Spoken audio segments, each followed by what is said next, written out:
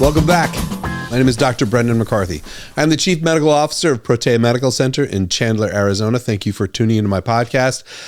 As always, please refer to the description section of this video to see the research that I used for today's presentation, today's podcast episode. It's all in there. I believe an educated patient's the best patient. So what I want to talk about today is one of the more important things that I do in practice, and that's optimizing mild endocrine failure. That sounds so serious. Mild endocrine failure, what is that, Brendan? Mild endocrine failure is when your endocrine system starts to decline. You'll have, let's just say like maybe the thyroid, start with the thyroid. So, with age, we know the thyroid starts to decline. And the thyroid, specifically T3, the active hormone, is responsible for that basal metabolic rate. Increases overall metabolism throughout your body. You can see it with your hair, you can see it with your nails, you can see it with the way you think, your body weight. All these things are associated with thyroid, but with age, it starts to decline. That's that drop off in metabolism we see.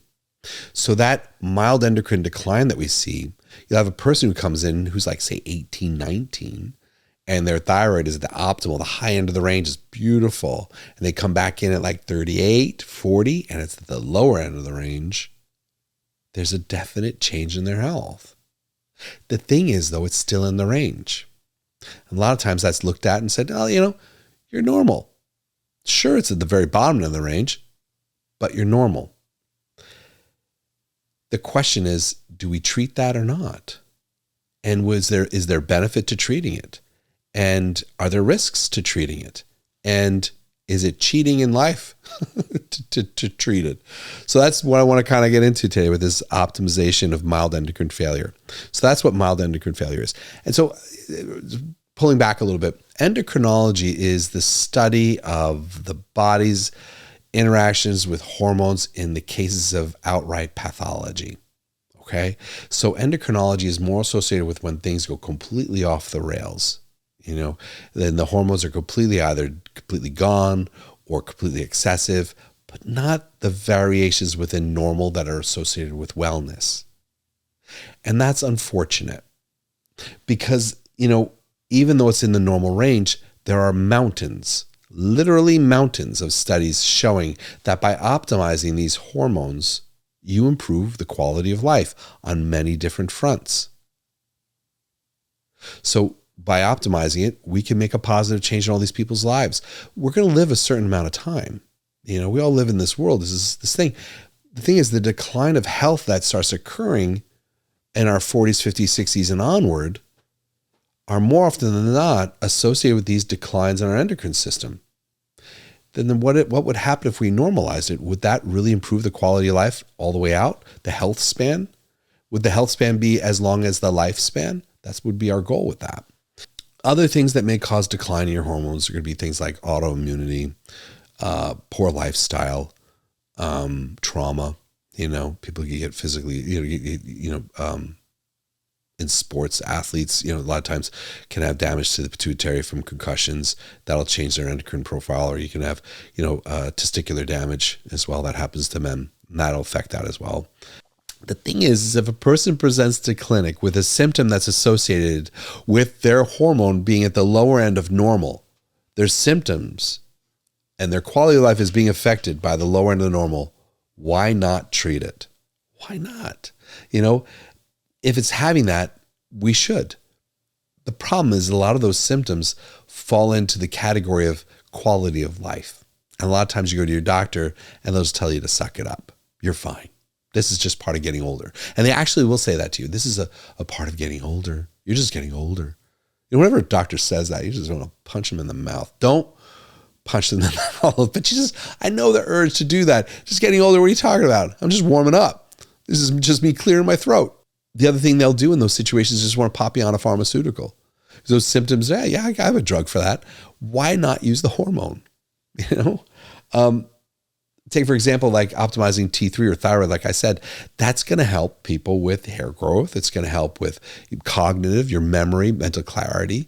It's going to help reduce risk factors for mortality associated with a cardiovascular event. That's true. Having your T3, your free T3 above 3.2 has been published to benefit you just in case you have a cardiac event. If you're above 3.2 for that T3, you're safer, you're better. That's in my citations. Why not? Why wouldn't they want to do that? Well, a lot of those symptoms, your doctor's like, this is part of aging, mental clarity, getting dull, gaining weight with low thyroid. That's part of aging. Your hair thinning, that's part of getting older. You're supposed to have that. So a lot of times, again, they'll tell you just suck it up, or here's a prescription for that. Other ones is going to be like optimizing progesterone, which is the cornerstone of my practice. And that population is so unloved and neglected in medicine. And I see it in your comments. They'll come to clinic and they have their mood is an issue. They have, their breast density, they have breast pain. They're going to have anxiety, mood swings. You have depression, sugar cravings, insomnia. You have cases of headaches. You have PMS, PMDD symptoms overall, endometriosis. All of these things will present to your clinic. And these women will go to their doctor and their doctor will say, either they'll give them a synthetic estrogen, they'll give them natural non-human estrogen, which we talked about in another podcast about bioidentical, but they'll give them a horse urine-based estrogen and a synthetic progesterone. They won't give them the normal hormone that they're supposed to have. They're not going to treat their actual progesterone. You know what I mean? I'll just give you birth control. If you don't want birth control, maybe I'll give you an SSRI. But will they give them the progesterone? Will they run the test to see if your progesterone's low? And if it is, will they treat it to get it back to normal? No. They'll just tell you this is part of getting older. Here's either a SSRI, an anti-anxiety medication, or birth control. Again, being dismissed. It's not being well treated or managed. What about testosterone? People will come in, and we know overwhelmingly that men below 900 for their total testosterone have a higher incidence of erectile dysfunction. They have a higher incidence of type 2 diabetes. They have a higher incidence of depression and fatigue, loss of muscle mass, and increase in visceral fat. Everything I just said, when you go to your doctor with those complaints, they maybe give you Viagra for the ED, and the rest of it, they just tell you to stop eating terrible and take better care of yourself. They make you basically blame you. This is on you. But why not test the testosterone? Why not treat and optimize the testosterone? Even though they're at the lowest end of the normal range, we know by bringing them up, it's going to benefit that. Again, mountains of research. Why not? Why not do that? And then finally, one of my favorite ones is estradiol for bone density. You have a woman presenting to clinic and she has osteopenia or osteoporosis, and they want to put them on a synthetic. I don't even know what they're using these days. The side effect profile on those guys is not my favorite. We know, though, if your estradiol was brought to 82 is the magic number, that it will build bone and reverse osteopenia, osteoporosis. That's in the literature. That's in medical textbooks. That's real. Why not? It seems to be avoided. With those people suffering from all these symptoms, and we know that optimizing their hormones within the normal range would benefit them, why aren't we treating it? What's holding us back? What are the fears? A lot of it goes back to just confusion on the part of the practitioner, or lack of time, or lack of training. The myths around it, though, are important to address. I'm going to get on that one specifically.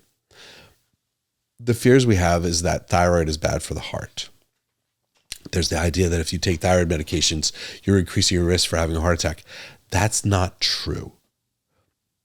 Where did that come from?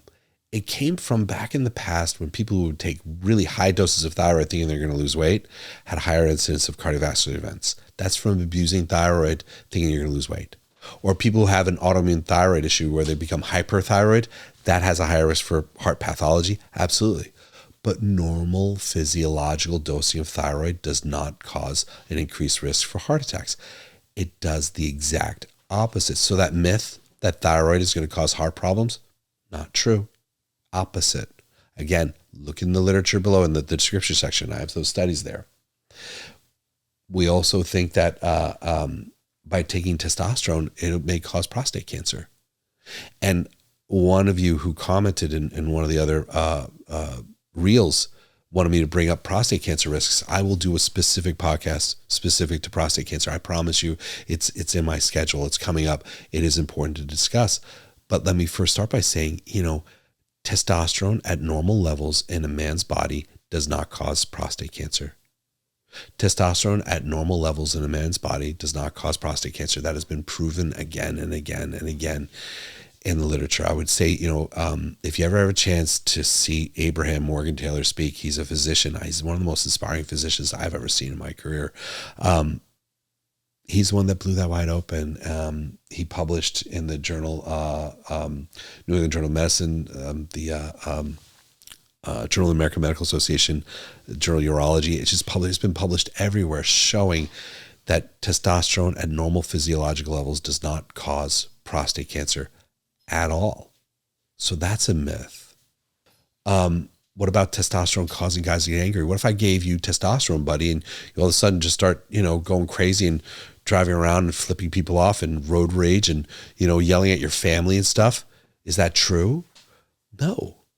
Studies are very clear that testosterone does not cause rage in men. Specifically, it does not. It's generally the deficit of progesterone and serotonin with a man who has normal levels of testosterone that causes that. It's not testosterone. Testosterone does not cause that in men. There's a whole body of research against synthetic progesterone causing breast cancer. That's true. Synthetic progesterone does cause breast cancer, but not bioidentical natural. Bioidentical and natural progesterone causes cell death in breast cancer cell lines. Bioidentical progesterone causes cell death in breast cancer cell lines. That was my dog, Jabulani, by the way. We're filming at home. This is my house. This is my library. It's my dog. Bioidentical progesterone does not cause cancer. It prevents it. Synthetic medroxyprogesterone acetate is linked to triggering it. Okay?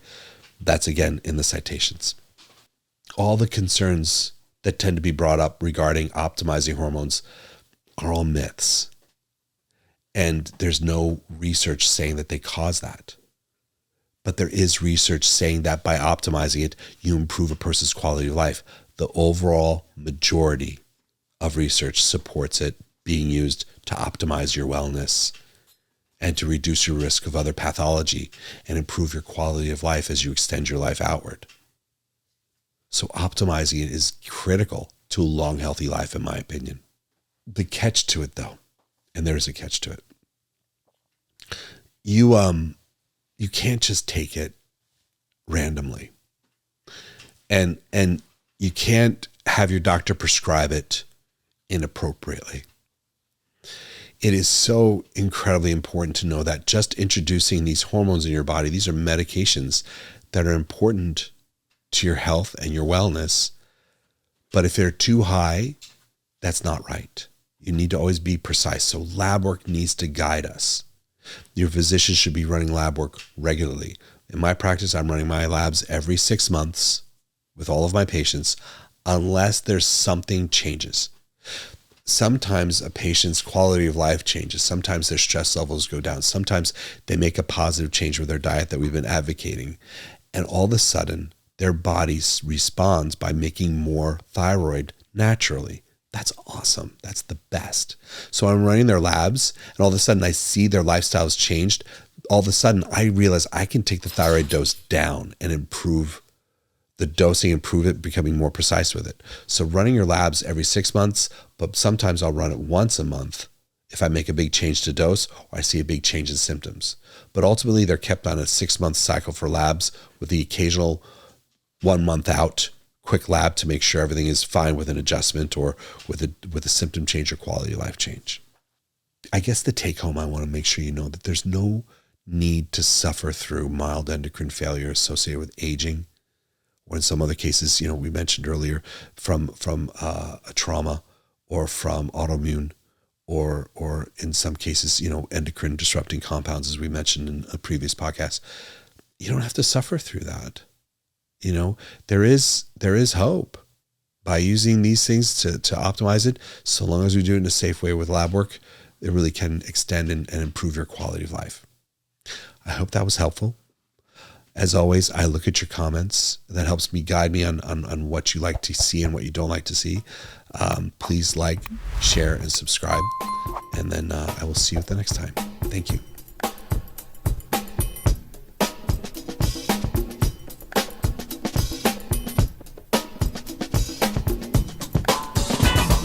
See you at the next time. I'll see you at the next time.